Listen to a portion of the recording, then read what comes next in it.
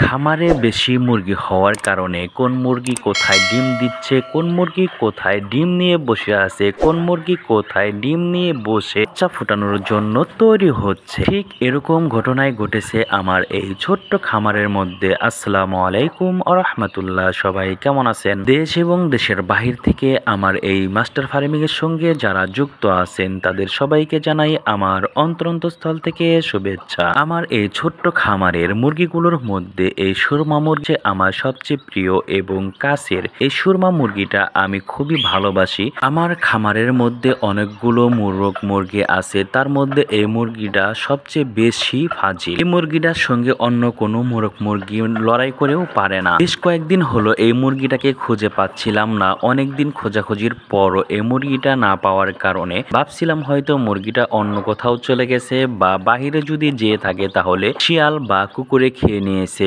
এটাই ধরে নিয়েছিলাম আমি। কিন্তু আজ হঠাৎ করে কেমন যেন শব্দ শুনতে পেলাম এই কবুতরের ঘরে।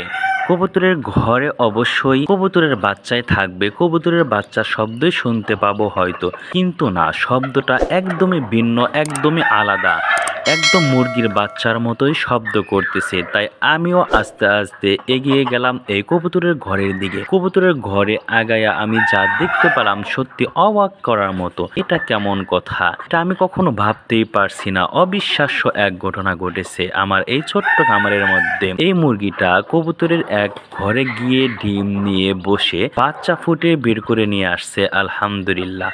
কিন্তু আমি মুরগিটাকে অনেক খোঁজাখুঁজি করেছি, কোথাও না পাওয়ার কারণে আমি ভেবেছিলাম যে মুরগিটা হয়তো শিয়াল বা কুকুরে খেয়ে নিয়েছে, বাহিরে যাওয়ার কারণে এরকমটা হতে পারে, স্বাভাবিক। কিন্তু এই কবুতরের ঘরের মধ্যে যে সে ডিম নিয়ে বসে বাচ্চা ফুটিয়ে নিয়ে বের হয়ে আসছে, আলহামদুলিল্লাহ। এরকমটা হবে আমি কখনো ভাবতেই পারিনি, কখনো কল্পনাও করিনি। আমার এই মুরগিটা বাহিরে বেশ কয়েকটা ডিম দিয়েছিল, এর মধ্যে আরো কয়েকটা এখানে ডিম দিয়েছে, মোট 7টা ডিম দিয়েছিল। তার মধ্যে থেকে 5টা বাচ্চা বের হয়েছে এখান থেকে। আরো 2টা ডিম এখনো বাচ্চা ফুটে বের হয়নি।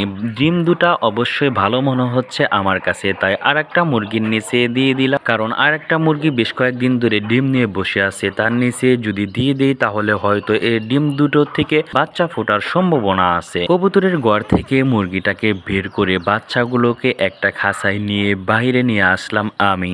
এখন এই বাচ্চাগুলোর আলাদাভাবে যত্ন নেওয়া শুরু করব ইনশাআল্লাহ। দোয়া করবেন সবাই আমার এই ছোট্ট খামারের জন্য। আপনাদের দোয়া এবং ভালোবাসায় আমার এই ছোট্ট খামার আস্তে আস্তে অনেক বড় হচ্ছে। এভাবেই পাশে থাকবেন। দেশি হাঁস মুরগি নিয়ে এবং আপনার পোষা প্রাণী নিয়ে নিয়মিতভাবেই আলোচনা হবে। সাবস্ক্রাইব করে মাস্টার ফার্মিং এর সঙ্গেই থাকুন। আল্লাহ হাফেজ।